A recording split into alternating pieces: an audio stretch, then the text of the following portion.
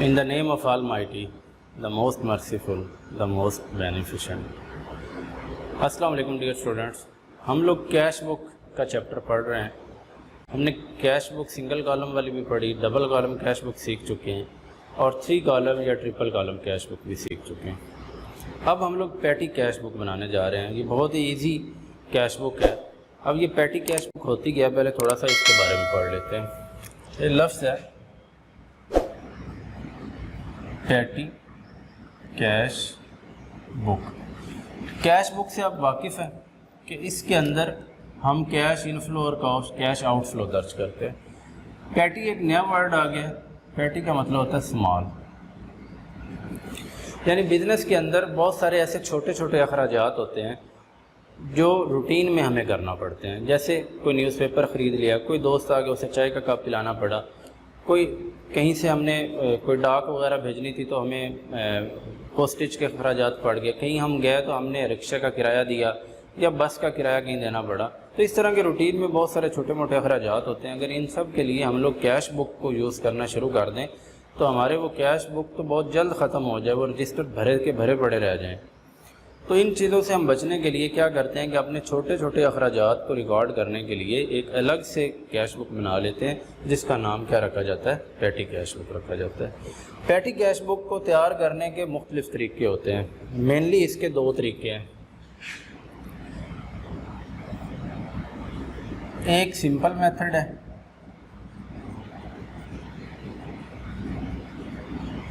और एक impressed system है।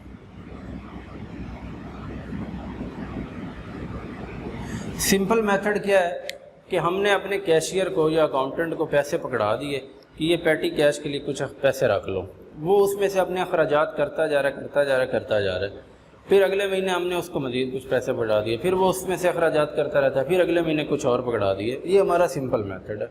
लेकिन नॉर्मली जो पैटी कैश के अंदर हम मेथड इस्तेमाल करते हैं वो इम्प्रेस्ड सिस्टम है। इम्प्रेस्ड सिस्टम क्या होता है कि हमने एक मिनिमम जो बैलेंस होता है वो मेंटेन किया हुआ होता है अपने कैशियर के साथ। मिसाल के तौर पर हम उसे महीने के या अगर एक हफ़्ते के लिए बना रहे हैं, नॉर्मली ये 1 मंथ के लिए, अगर हमने उसको 1 जनवरी को 1000 रुपया पकड़ा दिया कि ये भाई रख लो अपने पास, अब इसमें से जो छोटे मोटे अखराजात होते हैं वो करता रहेगा। अब उसमें से मिसाल के तौर पर जनवरी के अंदर उसने 750 रुपीज़ जो हैं वो ख़र्च कर दिए हैं, तो उसके बाद टोटल बाकी जो बचे हुए हैं वो 250 पड़े हुए हैं। हम उसको मज़ीद 750 दे देंगे अगले महीने के शुरू में, ताकि फिर वो 1000 उसके पास आ जाए। तो इम्प्रेस सिस्टम के अंदर एक मिनिमम बैलेंस हमने उसके पास at the start of the period maintain करना होता है।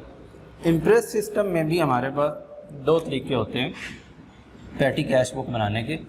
एक सिंपल होता है और एक एनालिटिकल होता है। अब ये सिंपल मेथड के ज़रिए इम्प्रेस सिस्टम कैसे चलता है और एनालिटिकल के ज़रिए कैसे चलता है, ये हम लोग फॉर्मेट के अंदर देखेंगे। तो आइए चलते हैं पैटी कैश बुक का फॉर्मेट देखते हैं कि वो कैसा होगा।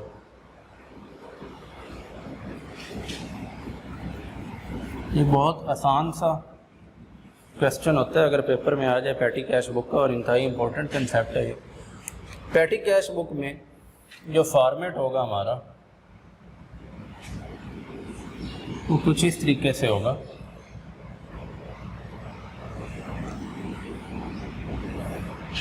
पहला कॉलम हमारे पास डेट का, पहला कॉलम हमारे पास अमाउंट रिसीव्ड,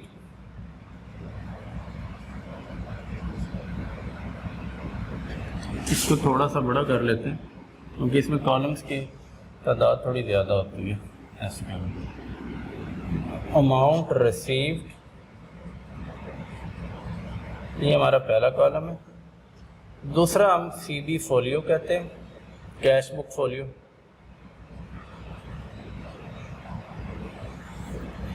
तीसरा हमारे पास डेट का कॉलम होता है। चौथे नंबर पर हमारे पास पर्टिकुलर्स का, ये थोड़ा सा बड़ा। उसके बाद हमारे पास वाउचर नंबर का होता है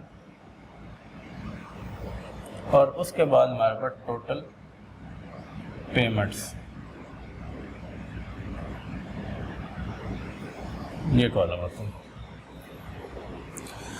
अच्छा, अगर हम यहाँ पर रुक जाएं इतना हिस्सा बनाएं तो ये हमारा कहलाता होता है, ये सिंपल इम्प्रेस सिस्टम के ज़रिए हम लोग ये पैटी कैश बुक बनेगी।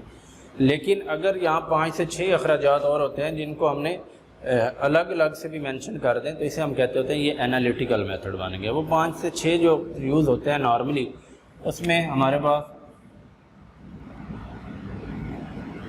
अकाउंट जो यूज़ होते हैं स्टैम्प एंड पोस्टेज,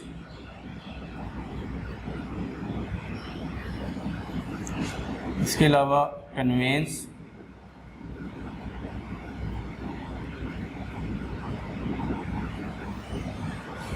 के अलावा कूली एंड कैरेज या कार्टेज,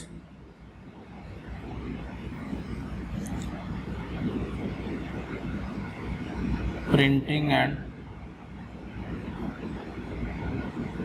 स्टेशनरी,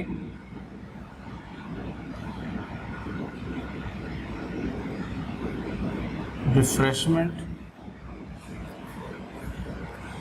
1 2 3 4 5 6 और एक आप मिसलिनियस का बना लें।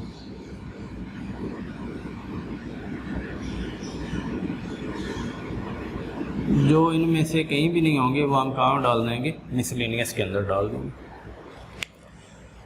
ऊपर उसी तरीके से लिखा जाएगा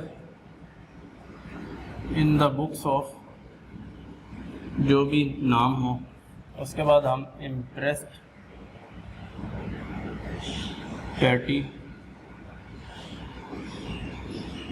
कैश बुक, और ये जिस पीरियड के लिए भी बनाई जा रही है फॉर द, मेरे पास मंथ अगर मिसाल के तौर पर मैं लूँ जनवरी का,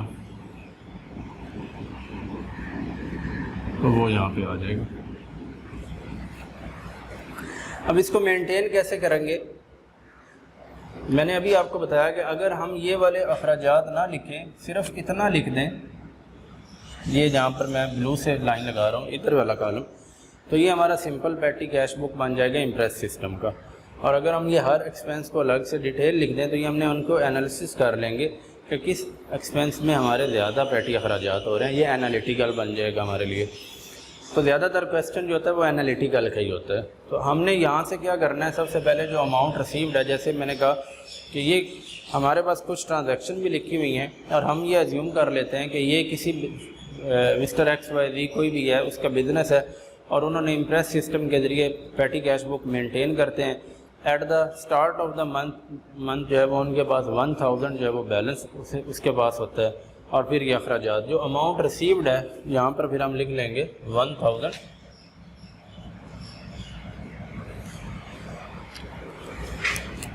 डेट हम लिख लेंगे यहाँ पे मिसाल के तौर पर 2023 है, जनवरी 1।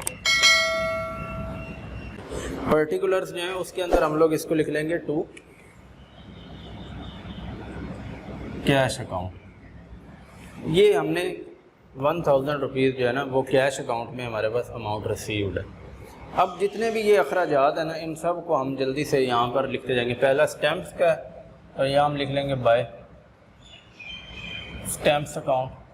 उसके बाद पोस्टेज है, बाय पोस्टेज अकाउंट। उसके बाद रिफ्रेशमेंट है, बाय रिफ्रेशमेंट अकाउंट। अच्छा, इसके साथ टू हमने इसलिए लिखा था यहाँ रिसीव हो रहा था पैसे, और ये हम पे कर रहे हैं, अखराजात हो रहे हैं, पेमेंट हो रही है। तो पहले तो कैश बुक ऐसी होती थी जिसके अंदर रिसीट साइड अलग होती थी, पेमेंट साइड अलग होती थी। जो पैटी कैश बुक होती है इसकी रिसीट्स और पेमेंट एक ही खाने में पर्टिकुलर में लिखी जाती है। जो रिसीट्स है वो हमने टू के साथ लिख ली और जो पेमेंट्स है वो हम बाय के साथ लिखते जा रहे हैं। उसके बाद बाय रिक्शा फेयर,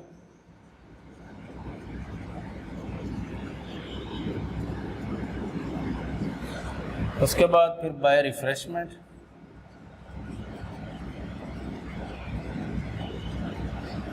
फिर उसके बाद बस फेयर,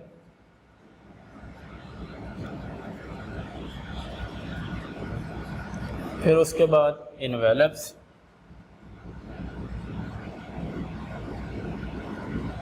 फिर उसके बाद पोस्टेज,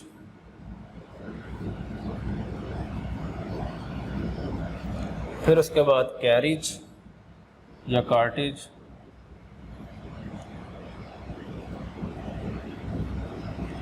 फिर उसके बाद स्टेशनरी,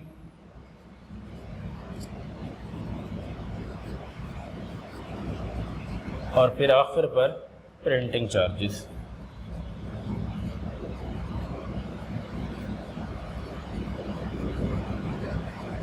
ये हमने सारे जो हैं वो ऐसी डिटेल से लिख लिए।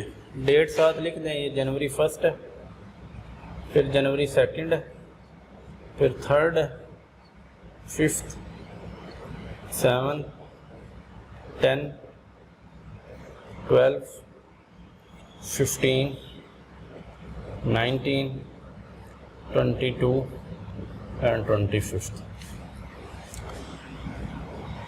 जो पेमेंट्स हम करते जा रहे थे, टोटल स्टैम्प्स के लिए हमने पेमेंट की 100 सॉरी, पोस्टेज के लिए 20, रिफ़्रेशमेंट के लिए 100, रिक्शा फेयर के लिए हमने 50 रुपीज़ दिए, रिफ़्रेशमेंट के लिए 130, बस का किराया 50, इनवेलप्स हमने ख़रीदे 30 के, पोस्टेज अगेन 50, कैरेज या कार्टेज 70, स्टेशनरी 100, प्रिंटिंग चार्जेस 50।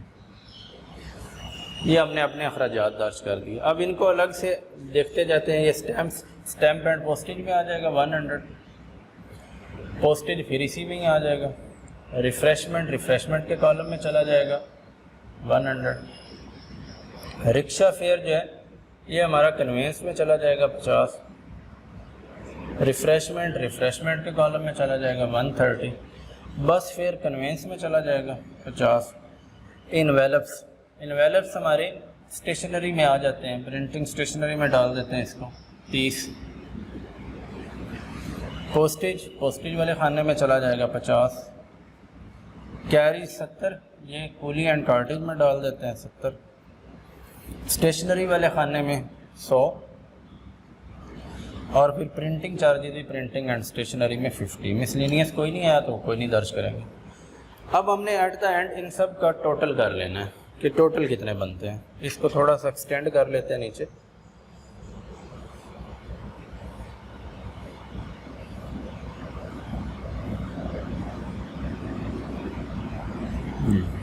अब हम इनका टोटल कर लेते हैं।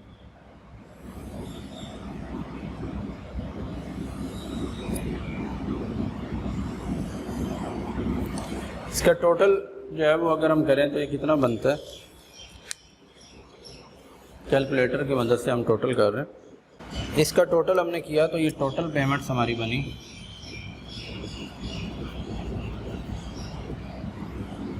750। हमने 1000 उसको दिया था, तो बाकी बैलेंस जो है वो कितना बच गया, बैलेंस कैरी डाउन। हमने टोटल कितना बनाना है, 1000 बनाना है।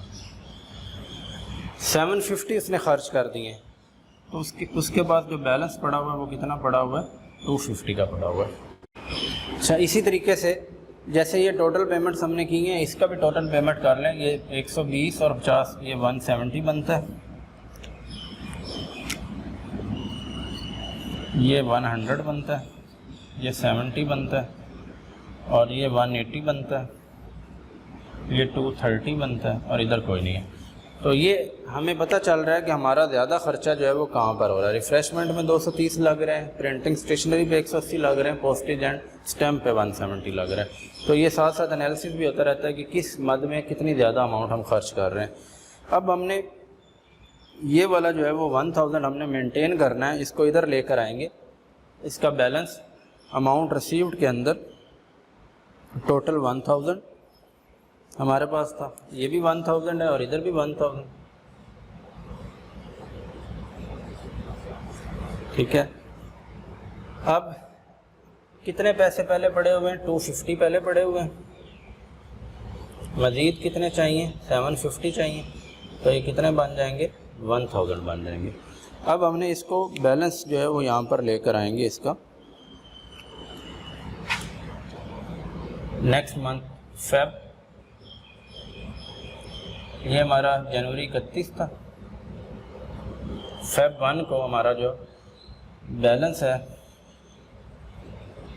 ब्रॉट डाउन, वो ये 250, जो ये हमने लिखा हुआ है 250, और जो 750 है ये इसको मज़ीद कैश रिसीव हो जाएगा। तो कैश अकाउंट वो 750 ये वाला, ताकि फिर अगेन उसके पास कितना आ जाएगा 1000 आ जाएगा, और इस तरीके से वो फिर आगे इसको मेंटेन करेगा। तो ये पेटी कैश बुक का इंतहाई आसान कंसेप्ट है इसका, छोटे छोटे अखराजात को कैसे दर्ज करते हैं और कैसे जो है वो बैलेंस एंड पे मेंटेन किया जाता है। तो उम्मीद है इस तरीके से आप लोग इम्प्रेस सिस्टम के ज़रिए पेटी कैश बनाना सीख चुके हैं, और कोई भी क्वेश्चन आएगा तो आप आसानी से हल कर सकेंगे। कैश बुक का हमारा चैप्टर ख़त्म हो चुका है, अब हम अपने नेक्स्ट चैप्टर के अंदर मुलाकात करेंगे। तब तक के लिए आप इसकी रिवीजन करें अच्छे से। अगर कोई कंसेप्ट समझ ना आ रहा हो तो आप कमेंट्स के अंदर ज़रूर मेंशन करें, ताकि वो आपकी कन्फ्यूजन क्लियर कर दी जाए।